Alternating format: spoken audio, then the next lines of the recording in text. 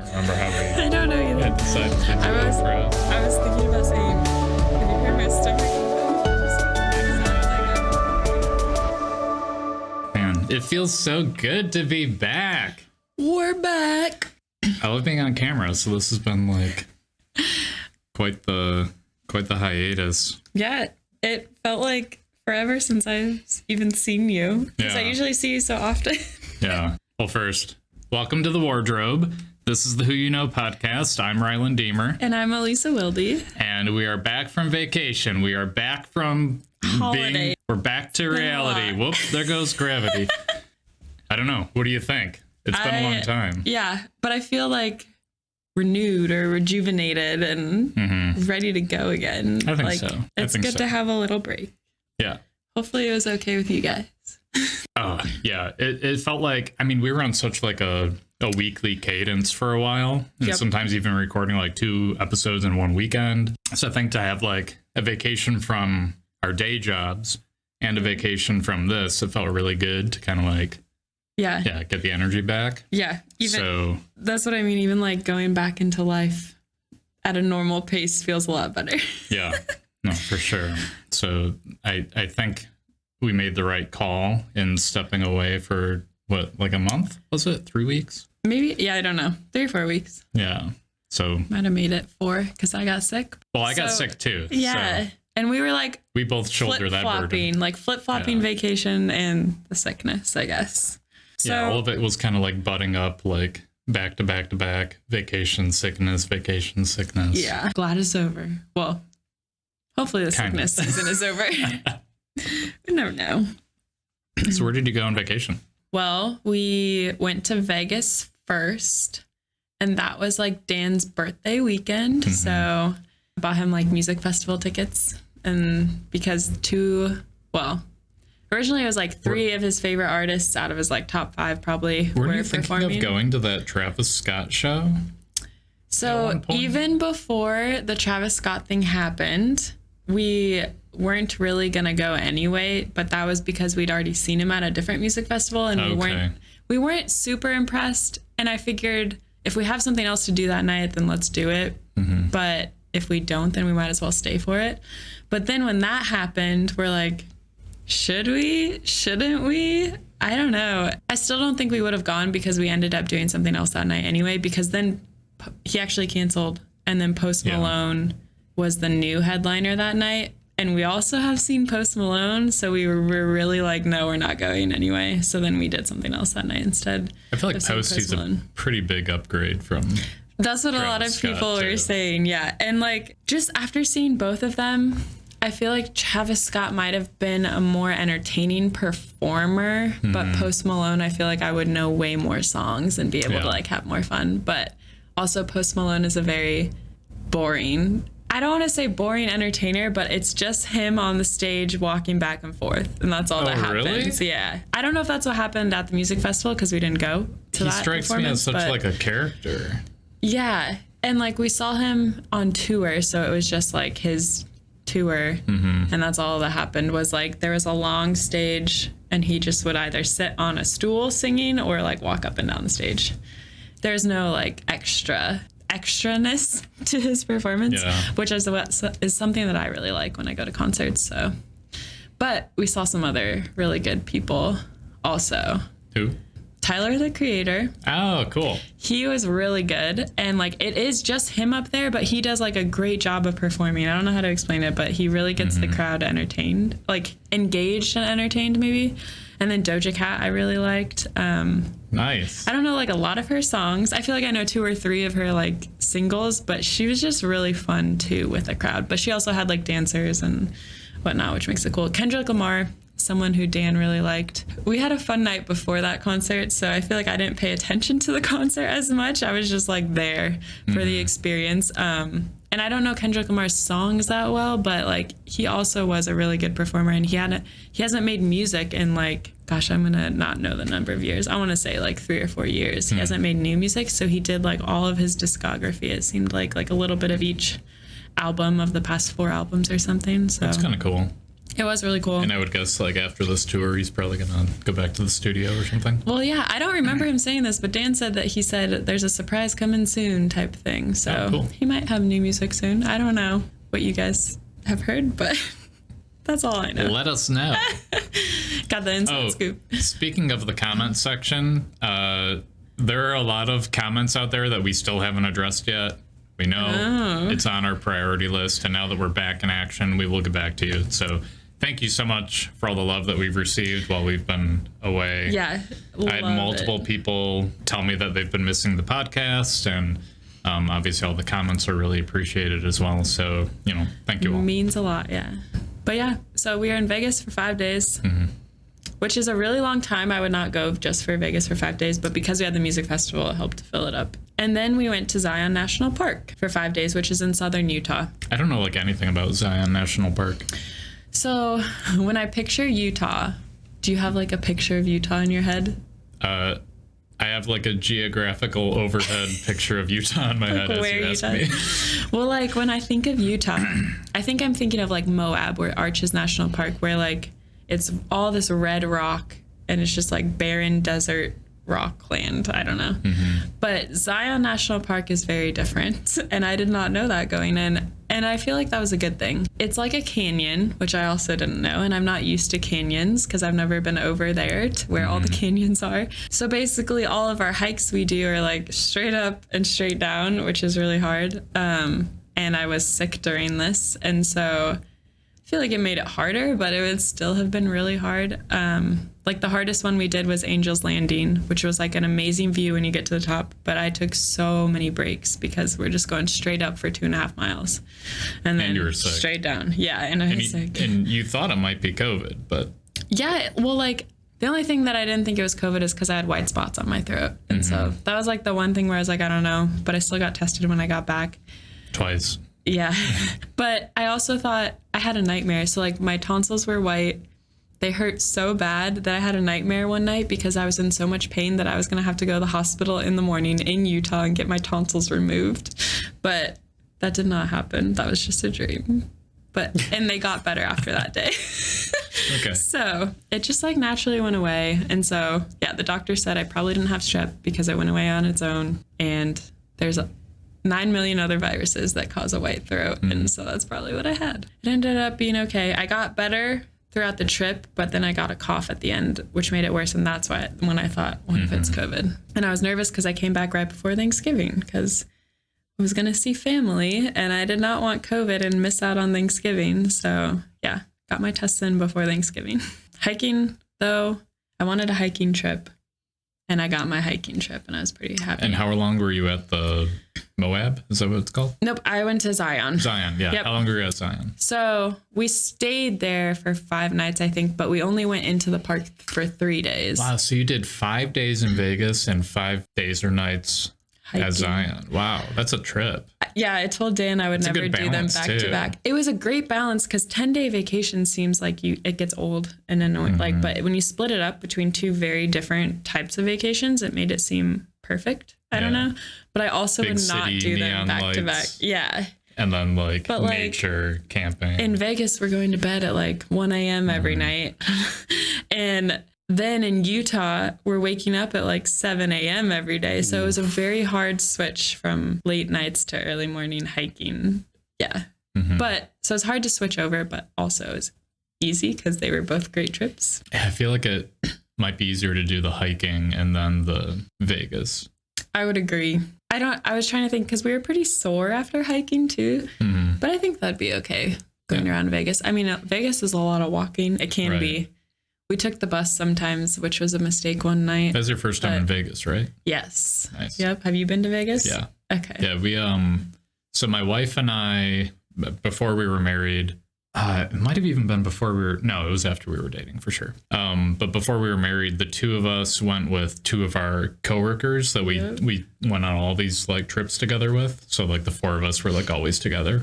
Yep. And we took this great trip to Vegas as a farewell to one of those 4. Because she was moving back to Mexico. Oh, okay. Yeah.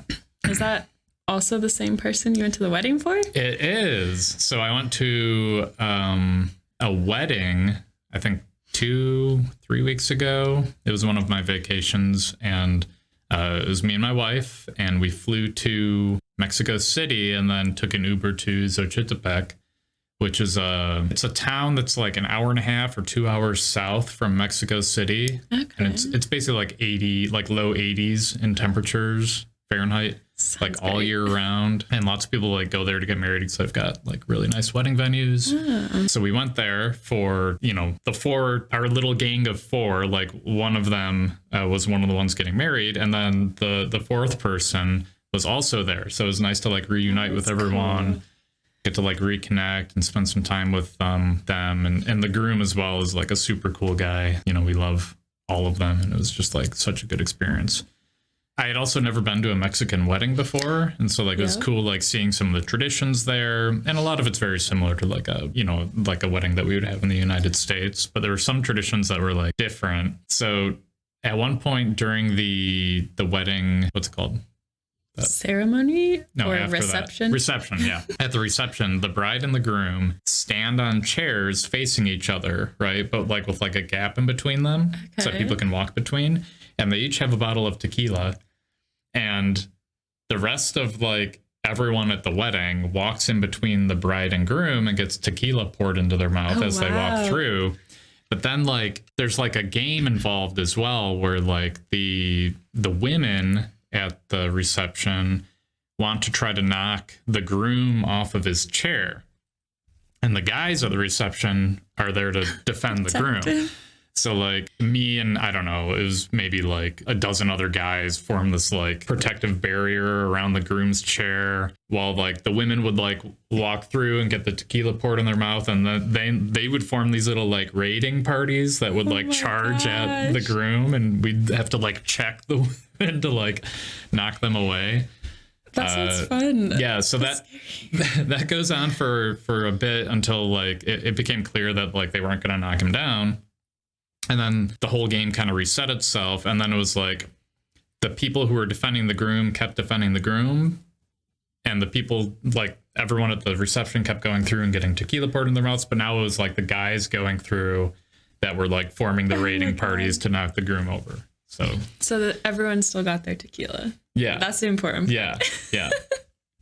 That's so funny. Were there any other traditions you can think of? Well, yeah. So one thing that was kind of stand out is they go so late. Like, really? Yeah, we were staying like in hotel rooms that were at the wedding venue, and I think we left the party at like 2 or 2:30 in the morning to like go back to our room, and the music's still like thump, thump, thump.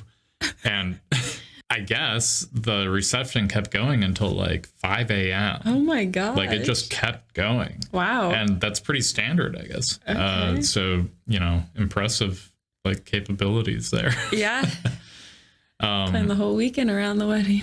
And then there were some other things too, like during the wedding ceremony itself, which was completely in Spanish, so I wasn't able to like track everything verbally, but there were some like things that they were doing with props isn't the right word, but like different things during the ceremony that I wasn't used to seeing in the States. One thing that was similar is they did like a unity candle kind of thing. Okay, yep.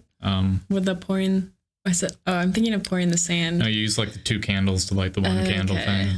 And they also did, I don't know if this is like a Mexican tradition or what, but it was like one long chain that they kind of draped across the shoulders of both bride and groom together. Kind of looked like it was kind of like tying them together. Mm-hmm. And then that chain had like a cross dangling from it, like in the middle. Okay. So yeah, little neat things like that I hadn't like seen before that I thought were like, pretty cool. Yeah, that's really cool. Like at first when you said you were going to a wedding in Mexico, I imagined it was like a destination wedding that people do. But then, I didn't realize that it was going to be like a traditional wedding. So that's really cool to experience. Yeah, exactly. I think I appreciate seeing like the authentic experience of like the Mexican wedding, which is something that like, I'm probably not going to get too many opportunities to see in my lifetime. Right. Yeah. I just like experiencing different cultures and how they do things.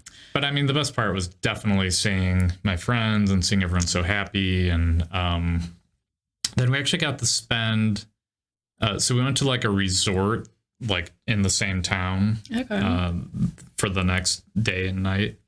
And we got to hang out with the bride and the groom there and just, you know, get to relax and connect with them. And then we made some other friends there too. Like, I mean, it was just like a back-to-back great experience. Yeah. Also really nice to have like a day to kind of relax and chill, enjoy some time swimming and stuff. Oh. Like after the wild party the day before.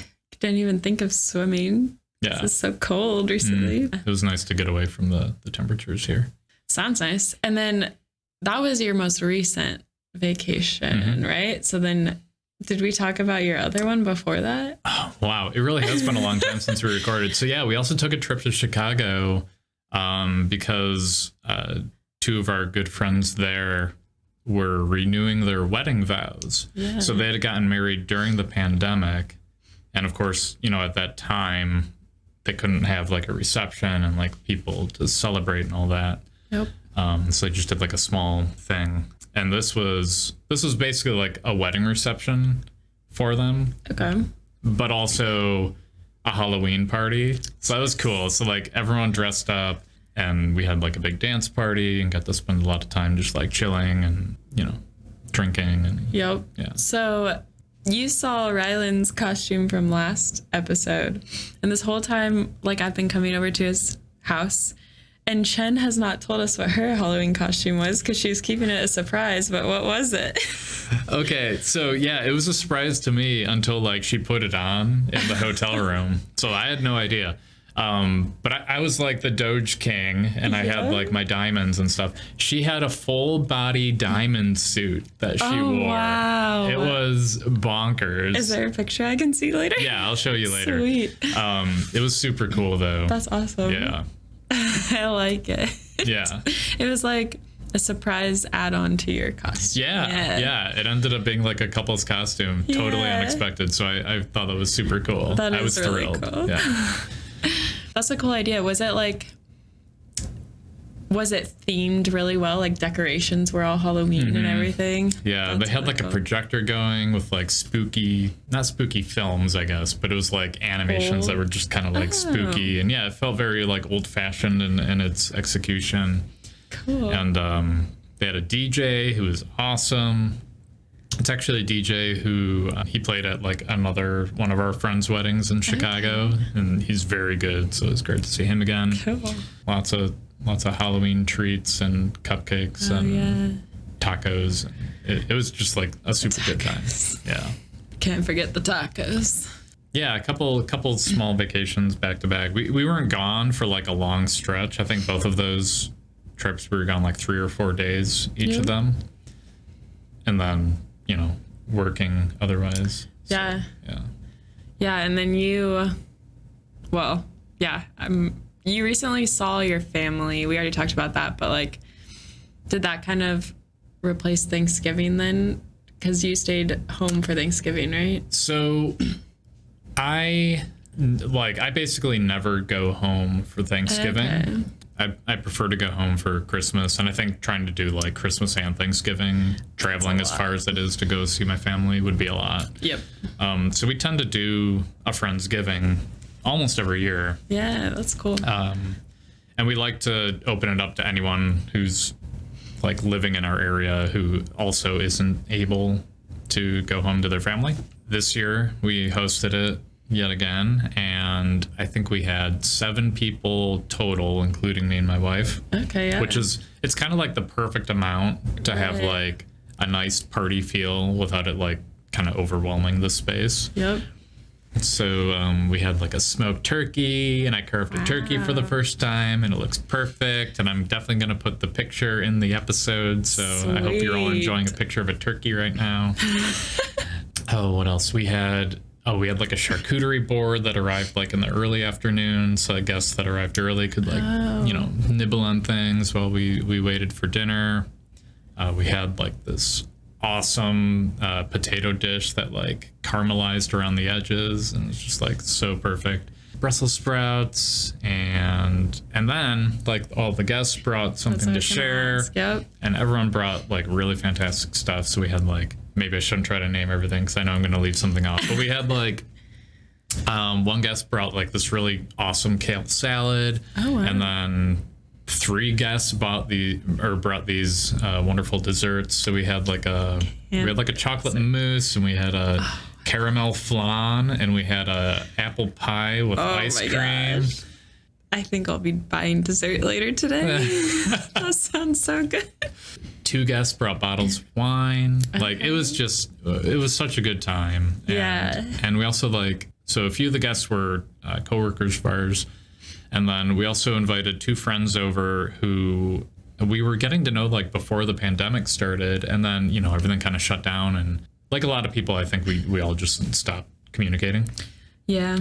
And so kind of on a whim, I texted them and I was like, hey, are you guys still like living in the area? Do you want to come to this Friendsgiving? Awesome. And they were like, yes, we do. And yes, we do. And so they came over, and it was so great, like reconnecting with them. Yeah. And just like getting that chemistry like going again. It was just like a wonderful night, and everyone was really vibing with each other. And yeah, I think people started coming over at like 3 o'clock ish. Okay. And then it kept going until I want to say shortly after midnight. Wow. Yeah. Yeah. That sounds really fun. Which is good. Yeah. I think, okay, so my favorite moment of the entire party was when me and 2 of the other guests, I was kind of like, I was doing a whiskey vibe check, like, hey, you in the mood? You in the mood for some whiskey? And I found a couple takers, and the 3 of us like went over to like the whiskey corner, and we just, I don't know, there's something about like having that whiskey companionship. Like the conversation was just on. Just like, you guys are huddled in the corner with your whiskey. Oh yeah, smoking and drinking alone. And no, we weren't smoking, but it's that vibe, that nice, like there's like a heaviness to the whiskey that I think brings out some good conversation. Yeah, I don't have I have wine. I feel like I can do that with wine. Yeah. After my exam, this is a side tangent, but after my exam, I was like, I'm going to buy like 6 bottles of wine so I can just have wine on like always available. And I'm going to buy different ones so I can see what I want that week or whatever, however long the bottle lasts. Do you do red and white? No, I really only like red, but bring it in. But I am going to order 1 bottle of white. I haven't given a high five in like years. That felt weird. I give Dan a lot of high fives. Got to do a lot of high fives when the Eagles or the Sixers are doing something good. Yeah.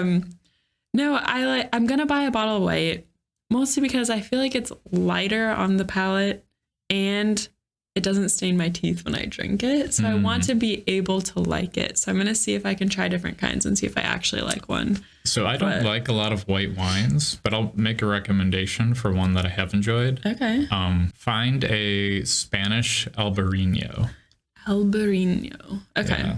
I feel like there's a grocery store I really like around here that has a lot of wine. So yeah, I'm sure they have it because they have a Spanish section. I'm pretty sure. Cool. Yeah. Cool. Okay. I'll do that. This week I only ordered 3, so I still have a couple more to start my collection of wines. So you're just like ordering? Is this it's like a wine club or? No, I'm not doing that. I'm just ordering it from the grocery store. But a lot of times places have like 10% off if you buy 6 or more. So I was going to do that, but then I didn't see that deal this week, so I only bought 3. Okay. But maybe next week I'll buy 6 more. I'll be stocked for the holiday season. Cool. I can bring one everywhere I go. I'm excited to drink wine after my exam. I don't know why. I want to go to wine tastings too. Did you want to talk about your exam at all, or do you want to leave it in the past? Well, at this point, it's kind of like I don't know what happened. So yeah, it's like, I don't know. When do you get results? Middle of January, like maybe first or second week of January. So stay tuned. Fingers crossed that would have been my last exam, but we'll see. I don't know how to feel. Yep. It's just how it is. That's how it is with every exam though. Yeah. But I don't feel confident, but I also don't feel terrified. Right. I don't know if that's the right word, but it's always nice to be done though, either way. That's what, I have time for wine. I have time for family, friends. It feels good. And like every time I finish an exam, I want to start like a bunch more new hobbies. Yeah. And then so far I haven't been able to start any because I'm like, I don't know how to do this. And then I don't have the drive to like learn how to do whatever I want to do, but I'm trying. I started a book I never finished my books though. So now the goal is to finish. What are you reading? The Hobbit. No way. Well, so have you read it before? No, Dan has. And so that's why I took interesting. his book. But what happened was like I started reading a book and I didn't like it at all. So then I was kind of stuck. And we went to a bookstore last weekend and I didn't see anything I really wanted. And so then I was like, you know what? I'm just going to read your book, The Hobbit. So I'm only like 2 chapters in, but it's an easy read. So I think I'll finish it. I think it is an easy read. Yeah. Yeah. It's a lot of fun though. Yeah. I'm excited. Like I like it a lot so far. That reminds me of like another thing I like a lot, but I feel like we got a lot of tangents. Yeah. That's fine though. This is our back to the podcast episode. Right. We can take it wherever we want. I think of it as like a catching up episode. Yeah. But yeah, we just started Mayor of Easttown. What is that? It's on HBO. It's actually set in like a series? The East Coast, not Philadelphia, Pennsylvania area. It is a series, yeah. But it's only like 7 episodes, I think. Maybe, yeah. But we watched 2 and now I'm hooked, and like we watched them like 2 days ago and now that's all I want to do in my free time, but I have to wait until Dan is free too. It's so hard.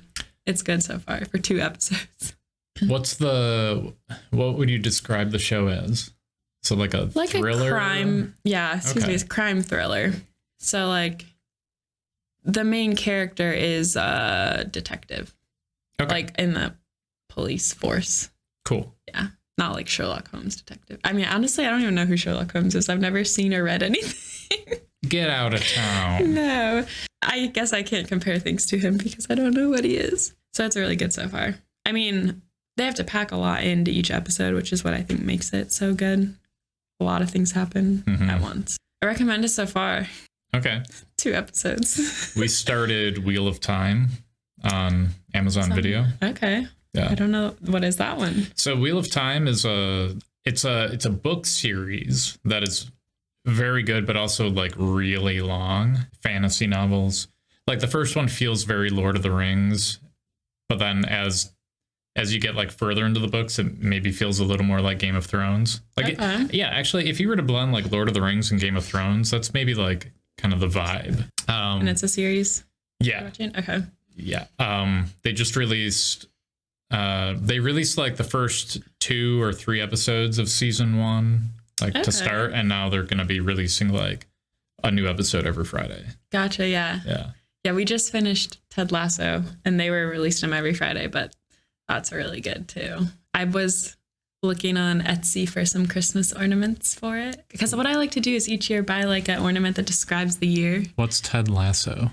It's so good. It's like about a soccer team and Ted Lasso is the coach, and it's just like a very happy, feel good show about this team.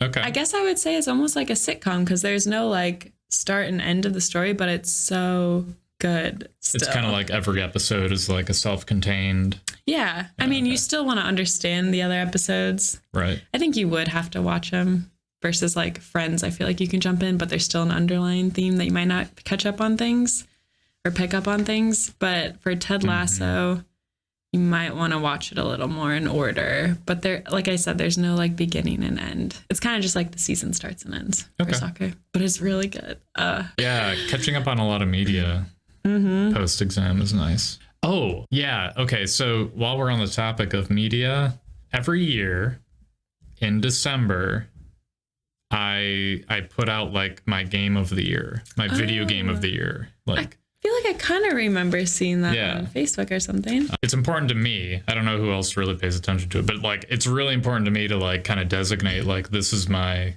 game of the year. Yeah.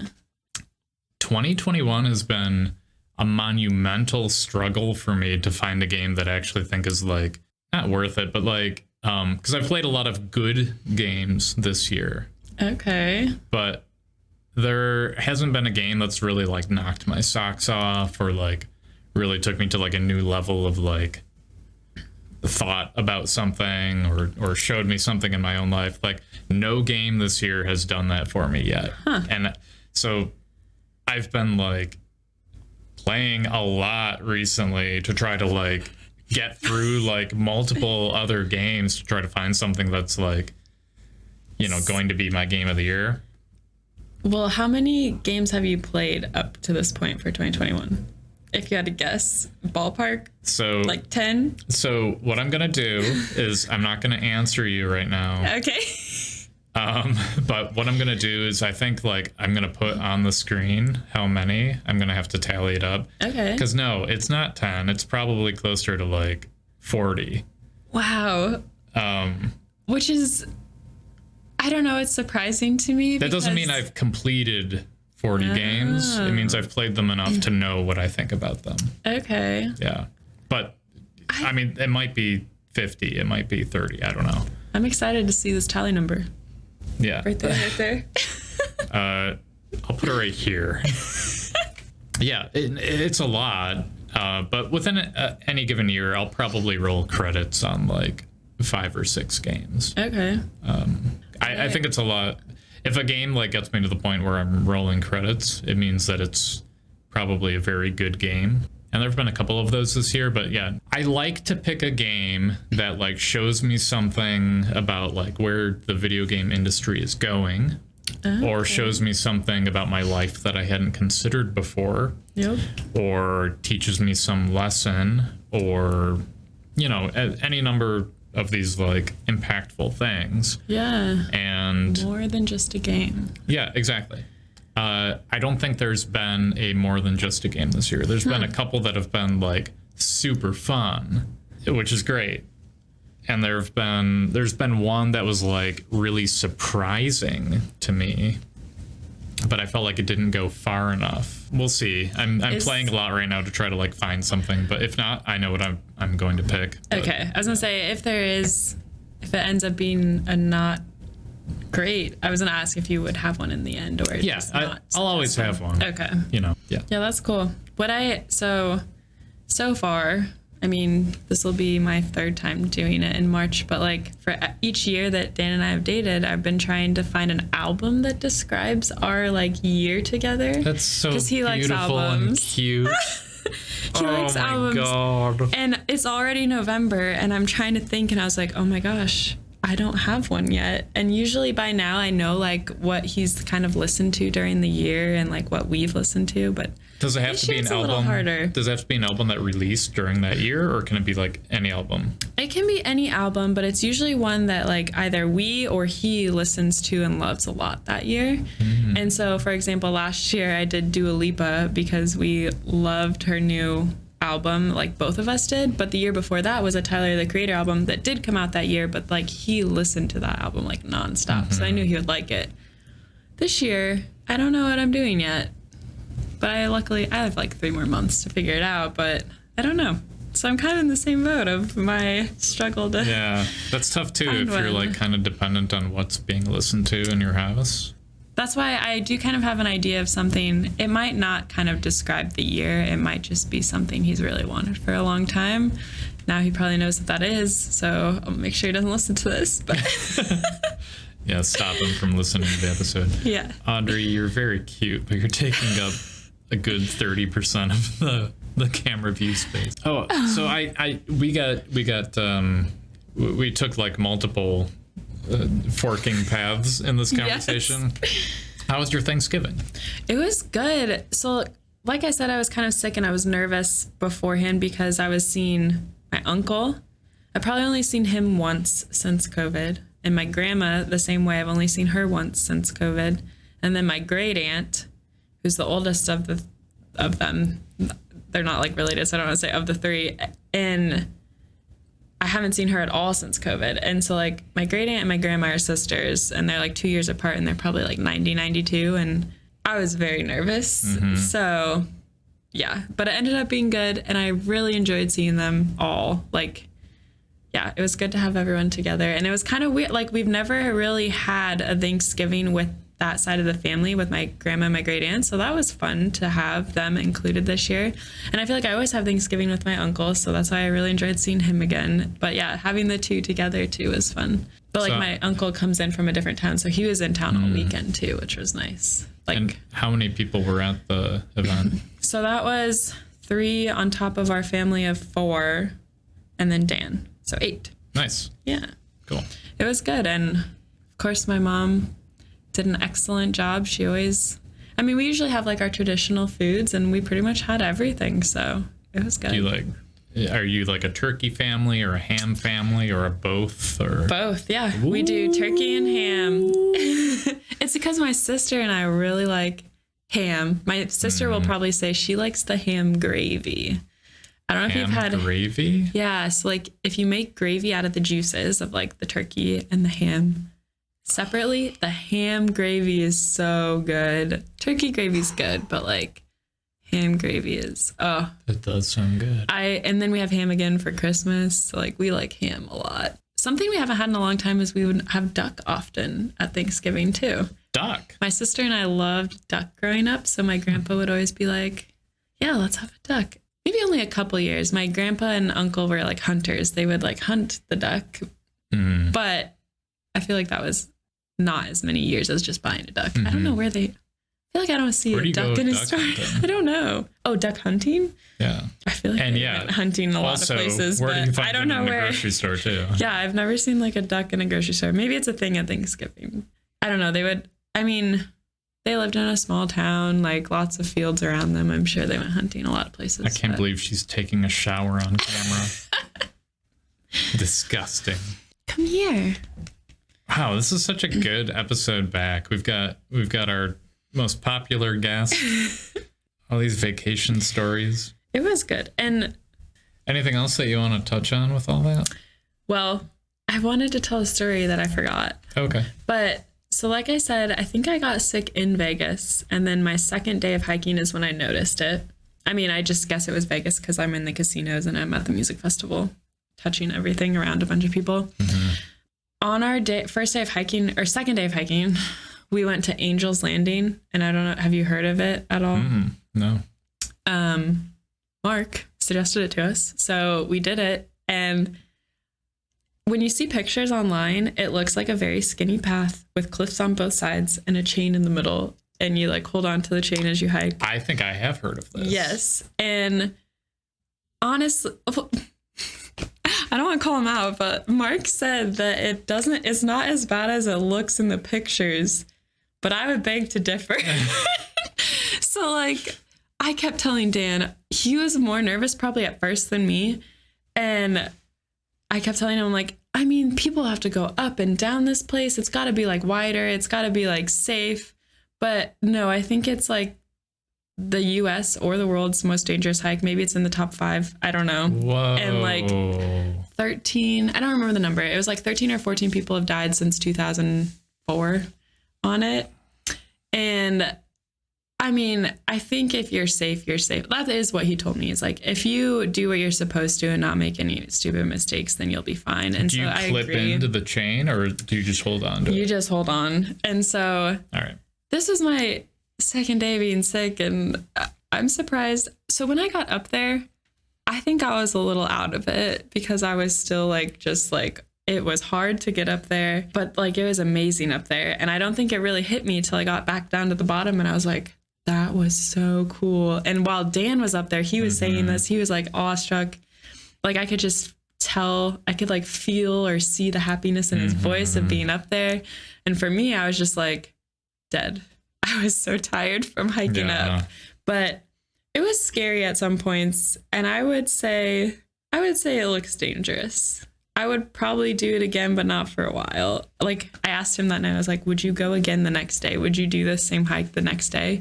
I wouldn't. And I think he would. So we kind of switched roles. Like at first I think he was hesitant to go and now I'm the one hesitant to go back. Really, that was our favorite hike though. So it's like, I want to suggest it to you because it was the best view because it was like a 360 in the canyon. I don't know how to explain it. Like sounds great. And like, I think I have seen like pictures of that hike because it does look nuts. Yeah. I don't do well with heights. Yep. I would not suggest it for heights people.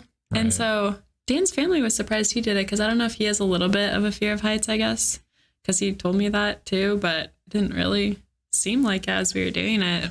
But yeah, maybe it helped him overcome it a little. I might be able to do it now because I confront my fear of heights when I go rock climbing. Oh, yeah. So yeah, maybe I'd have enough like resilience against it to do the hike. Yep.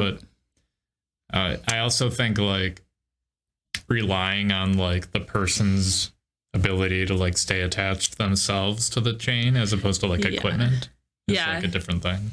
And I think the chains are only like a portion. I want to say it's like half a mile of the hike, but they're also spread out between that half a mile. So there are like safe places between the chains, which is good. And I think the chains just look, now I'm going back to the other way. Yeah. They look more intimidating than they are when you're doing them. It's still scary. And we went during a weekday and we left on the weekend and it was like packed during the weekend. I was like, I would never do that hike during the weekend because there'd be so many people up and down there. So I was really glad we did it during the week too. That was my one story that I wanted to share about Angel's Landing. It was great.